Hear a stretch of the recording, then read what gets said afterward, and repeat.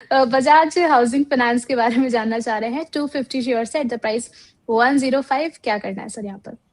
देखिए प्रैक्टिकली जैसे कि अभी स्टार्टिंग में हम लोटस डेवलपर्स के बारे में भी बात कर रहे थे, तब मैंने कहा था कि real estate as a pack में मैं बहुत ज्यादा कॉन्फिडेंट नहीं हो पा रहा हूँ। और housing finance space again, because real estate चलेगा तो हाउसिंग फाइनेंस चलेगा, आप ऐसे इसको समझने की चेष्टा करें तो यहाँ पे थोड़ी सी प्रॉब्लम अभी मुझे कंटिन्यू होती हुई दिख रही है पूरे हाउसिंग फाइनेंस स्पेस में। मतलब आप किसी भी कंपनी की बात कर लें, मैं बुलिश नहीं हो पा रहा हूँ।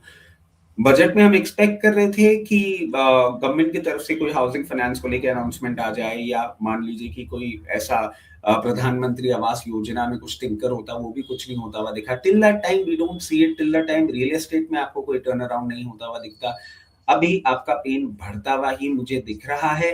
आपकी बाइंग प्राइस आने में भी अभी थोड़ा टाइम लगेगा। फॉर द टाइम भी ये लोअर लेवल पे ट्रेड करेगा।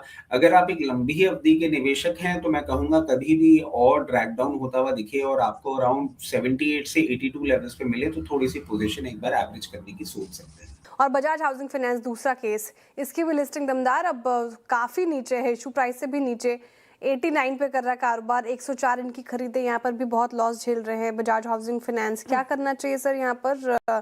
कोई भी चार्ट देखे तो ये भी वीक ही नजर आ रहा है। जी, बजाज हाउसिंग फाइनेंस का भी स्ट्रक्चर अगर हम देखें तो it's similar to Tata tech की लिस्टिंग की तरह। यहाँ पे भी स्टॉक ने लिस्टिंग लगभग की थी 189 रुपीज के हाई तक में भी लिस्टिंग डे पे गया था, और वहां से एक हम कंटिन्यूअस गिरावट देख रहे हैं।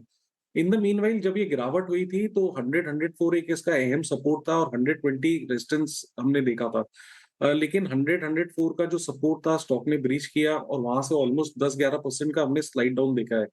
तो वीकनेस यहाँ पे बनी हुई है, चार्ट स्ट्रक्चर वीक है, ठीक है, ओवरसोल्ड है, तो बाउंस आ सकता है, लेकिन बाउंस को यूज करें अपना लॉस कम करने के लिए और एग्जिट करने के लिए।